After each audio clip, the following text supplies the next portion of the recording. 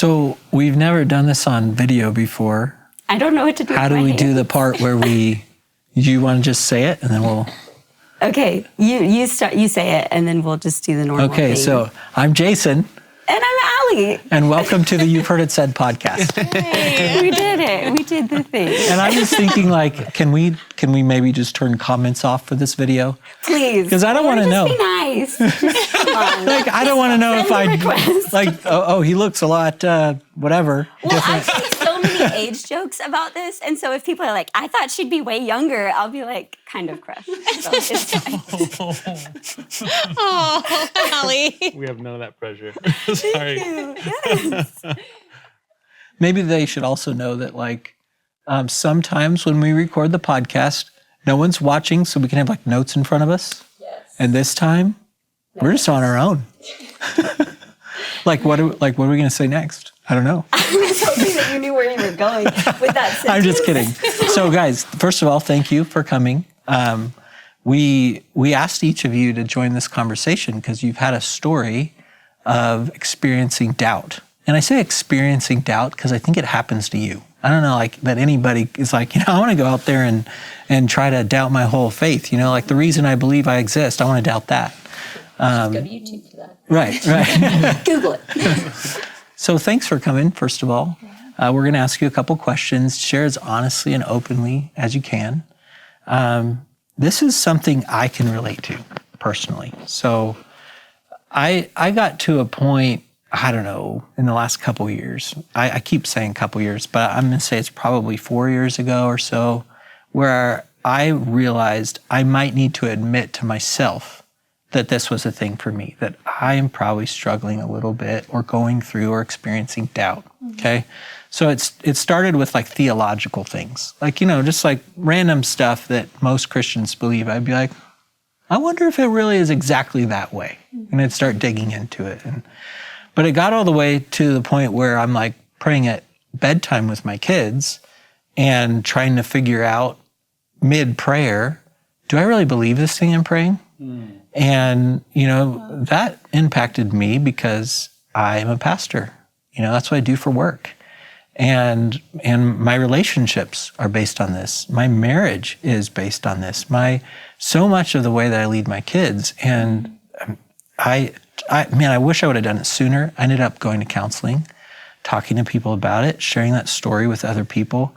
This is a funny moment on this podcast. I ended up interviewing our pastor, and I was asking him, we're supposed to be talking about how to pray when you're worried. Mm-hmm. And I had this little question. I was like, I might ask him, but the question was, how do you pray when you're worried that the person you're praying to might not be listening, might not even be there?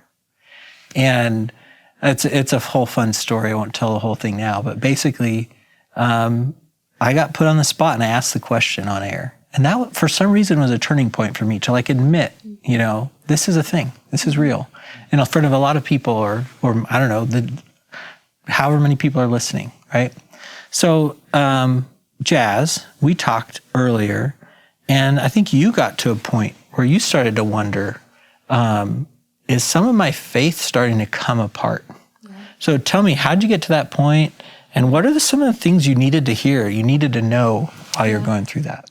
Yeah. So I would say that I grew up, I guess, in a Christian household. Like, I wouldn't have identified as a Christian, but like we went to church a couple times, and my mom was a praying woman. I knew that for sure. But like what happened throughout the course of my life, I had struggled with just abuse. I was abused when I was younger, and even throughout middle school, high school, already very hard years. But I was bullied a lot for the way that I looked or whatever. And so it was interesting because I went to a private school where we had like religion classes and stuff like that. And then I just realized that there was a theme that actually the people that I was being hurt by were people that would say that they were followers of Jesus. And so it had me questioning a lot of like, well, if this God is real, then why do the people that say they love him, why are they treating me like this? Yeah. And even like fast forward to my first like Christian boyfriend was a very unhealthy relationship. And again, it caused me to question like if God is actually real, and if life is just bigger, if there's something bigger than what we see, then why do I consistently feel like the people that say they love Jesus are hurting me? And so eventually when I started going to church more consistently and got my Bible and started reading Romans, and I realized I needed to continue to ask the questions. And it got to a point where I had to realize, because of what I was reading, if God's character is consistent with who he is, and if he doesn't change, and if we as fallen people are who's inconsistent, then I can't actually see somebody who's hurt me and correlate that with the character of God. Yeah. Because that would not be fair to God, because he doesn't change. His people do. Now, I'm going to ask you something I remember you telling me. When you said, I realized I had to keep asking questions, that wasn't a small thing. Like, tell us a second about like, what kind of chaos, what kind of problems that it created in your life when you started asking those questions? Was it no big deal, or did that like cause some things to change? I wish it was no big deal. It would be a lot easier if it wasn't a big deal. No, but it was at the, I kind of laugh about it now, but I was at the point in my life where I was having this breakdown, like official, like I literally moved to the desert, and I call it my literal and figurative desert season, because it got to the point where I didn't have my like church family anymore. I didn't have people who were close to me in proximity, or even just like to give them a call, because I just lived in a different time zone. And I went to God to ask the questions, and a lot of times I would be on my face sobbing, asking God, the things that I'm reading in scripture, I need you to remind me and tell me that they're actually for me and that this is real. And so I wish it was just like, yeah, let me figure out if like God says when he sees me that there's no flaw in me, is that actually real, or is that just like, I literally had to get to a point where I was on my knees sobbing most nights, honestly, because I had to believe that if I was going to devote my life to living for God, I wanted to actually believe what I was reading, if that makes sense. Yeah. Why didn't you walk away? I gave myself the option to. I gave myself, when I moved to this desert, Arizona, by the way, when I moved to the desert, I'm from New York. And so when I moved, because I was so far away, literally from everybody that I knew, everybody that was comfortable for me, I gave myself the option. Was I going to actually do this whole life for Jesus, or was I going to do whatever I wanted? And that's like what I thought I was honestly going to decide to do, just because it's easier. But I was at the point where I was so broken, and I picked up a book by actually Pastor Craig, Christian atheist. And the last page of the book, he talks about the 3 different lines that you can cross as a Christian.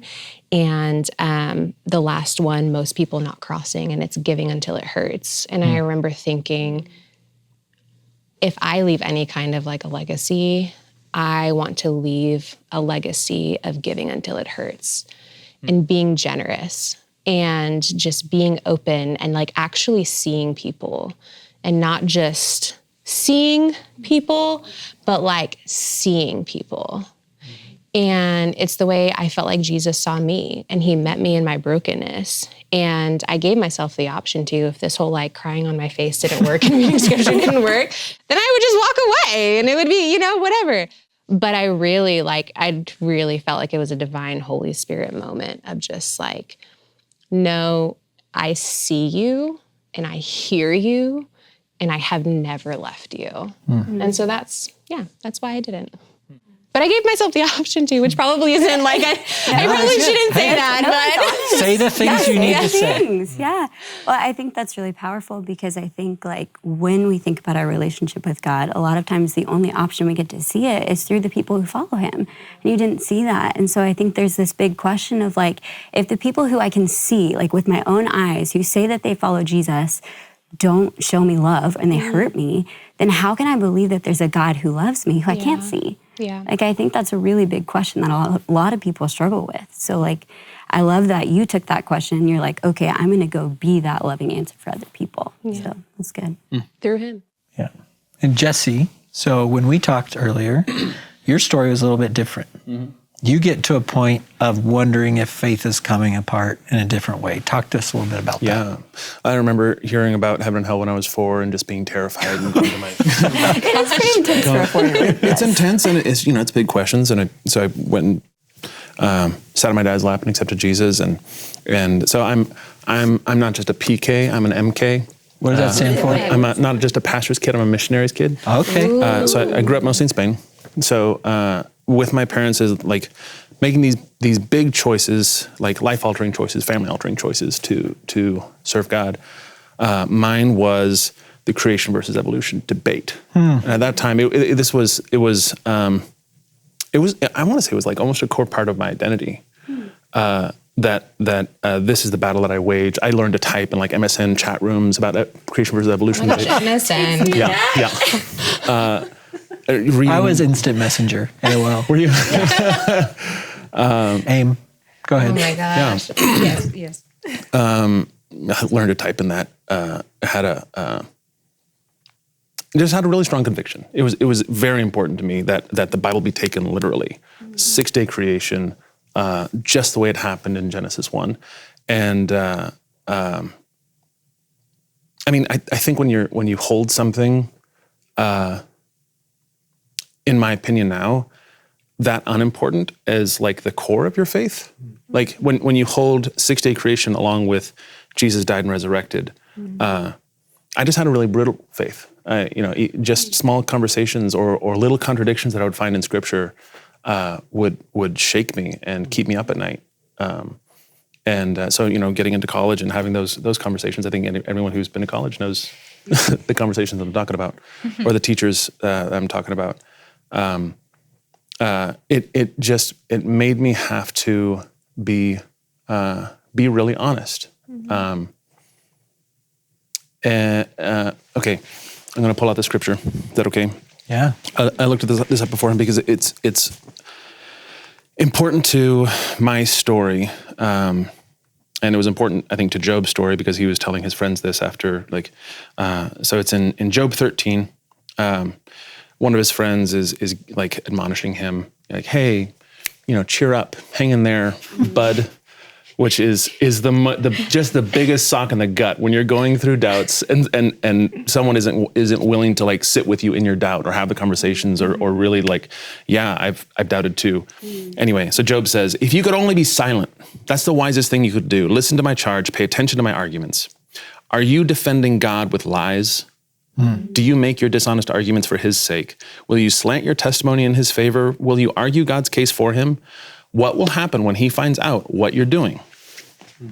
Whew. Can you fool him as easily as you fool people? No, you'll be in trouble with him if you secretly slant your testimony in his favor. Doesn't his majesty terrify you? Doesn't your fear of him overwhelm you? Your platitudes are as valuable as ashes. Your defenses as fragile as clay pots. Your defenses as fragile as clay pots. That's where I was. So you felt like you were Job's friend defending God with lies. I was like, yeah, contradictions in the Bible. Well, but I'm still going to hold it all literally. Come hell or high water. And that it just wasn't. Okay, there's a movie called Doubt with Meryl Streep and Philip Seymour Hoffman, and he plays a priest, and in one of his sermons he says that doubt can be more unifying than faith. And I really agree. For me, in like small group conversations, being open about questions that I think are scary to ask, I had a very weak view of God. I didn't think that God could defend himself. So I wouldn't ask those questions. I would ignore uncomfortable ideas. Yeah. So it seems like almost like the big question for you that you are working through is like, can I believe in God if he breaks my idea of him? Can I still hold on to it? Can I still believe in him? Yeah. If my limited perspective, I mean, I'm saying this now, my limited perspective was the box that I was putting God in, and he was breaking out, and I did not know how to handle it.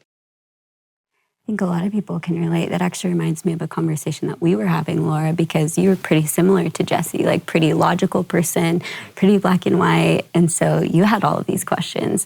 And then because you can be such a logical person, sometimes even when you're like in a worship service and other people are having this like emotional experience with God, and you're kind of like, I don't really feel this, like it can also create questions. So I wondered if you could tell me a little bit about your experience. Sure. So I also accepted Christ when I was 4. Wow, you did it. And when I was 4, and probably for the next few years, believing in things like miracles or the things that we read about in the Bible, that was easy because I just took it for granted that that was what was true. But as I got older, I turned very much into a skeptic, not just about Bible things, just everything in life. And So like how much older? Like, what age are you a skeptic? I'd say I was turning into one by the time I got to be 12. Okay. And so, but Bible and faith and all of that was definitely part of it. And so hearing about supernatural things or trying to believe in a God that I couldn't see or experience physically, or questioning why people suffered. Why, not necessarily, why we encountered suffering. Like I could see how, we live in a fallen world, and a lot of that is because of sin that is in the world. But like, why, God, why did you make this world like this at all? Yeah. And isn't there a different scenario you could have used to bring about your will? I was struggling with all of those questions. And then the emotional side of things, probably around the time I got into like high school, started to be more of a thing where I was just looking around me during worship services and at youth retreats that I would go to. And I would see, especially at youth retreats, like thousands of kids my age who are all just like bawling their eyes out and seriously having this deep connection with God, whereas I'm just standing there. That was Jazz. Like, yes. Bless you, Jazz, for having that kind of worship experience. But I was just standing there like I'm saying these words, and as much as like, do I believe these words? Because if I'm not having that kind of emotional reaction or that emotional connection, does that mean I don't actually believe these words that I'm saying? And so it got to the point, like I remember one retreat in particular where I was part of the prayer team for the retreat, in spite of the fact that I'm having all of these questions. And during this prayer time, I just sort of envisioned me holding on to my faith by a thread and just thinking that anything could break it, or that it would be the easiest thing in the world to just let go of it.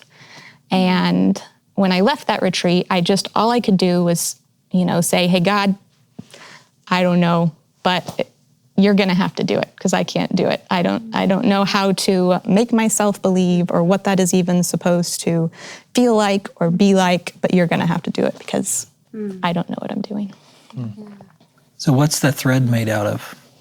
So as I've gotten older, it's been many years since then, I have come to realize that the thread is an unbreakable kind of thread and that it's tied around my wrist. That just the only way that I am still holding on to that thread at this point is because God's not letting go of me. And so I have that image now. I think that is, I was almost almost exclusively a Pharisee in my faith for a long time, of just the black and whiteness. And I think what you're describing, like God won't let go of me. I was a Pharisee, and I was nothing like the psalmists who were willing to just insult God to his face. Like, true. It's dramatic it's in stuff. There. Yeah. Like offensive stuff that they're just writing down for everyone to read, including us thousands of years later. I was unwilling to be a psalmist, but God was asking me to be one. So one of the Psalms that is closest to my heart now is Psalm 73. And there's a portion of it that says, I was brutish. It's talking to God. The psalmist is talking to God. I was brutish and ignorant. I was like a beast toward you. Nevertheless, you are continually with me. You hold my right hand. You guide me with your counsel. And afterward, you will receive me into glory. Whom have I in heaven but you? I have nothing. There's nothing on earth that I desire beside you. My flesh and my heart may fail, but God is the strength of my heart and my portion forever.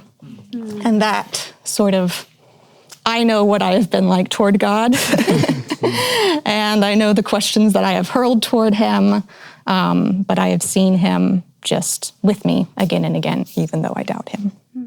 I love that you also, though, shared this piece of your story as like seeing other people and their like emotional expression in worship and how they can have this like pull, and because I think, to your point, we don't experience Jesus the same way, nor do we like express it. Right. And so I've done the same thing where in a worship song, people are like sobbing and I'm like,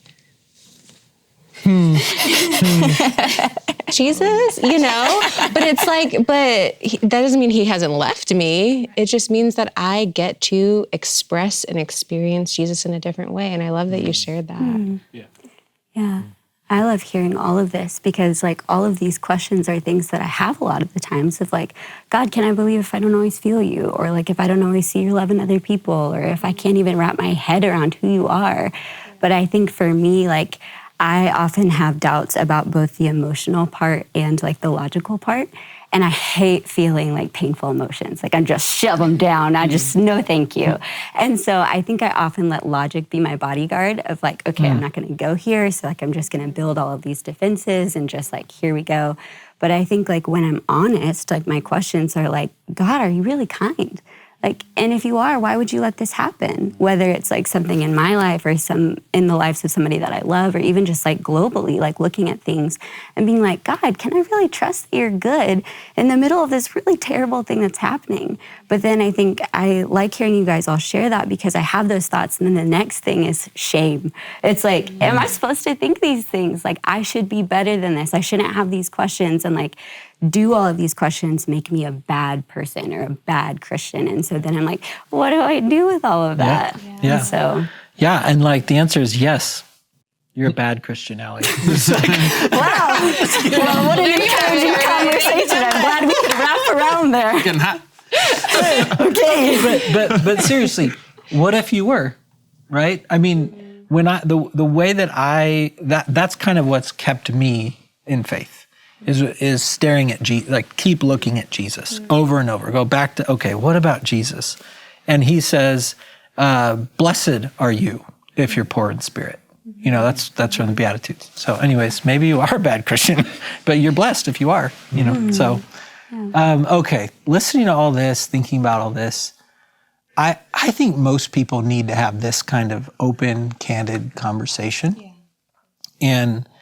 And so a great question that people could ask who are listening or watching, I think is, has there been a time where it felt like your faith was starting to come apart?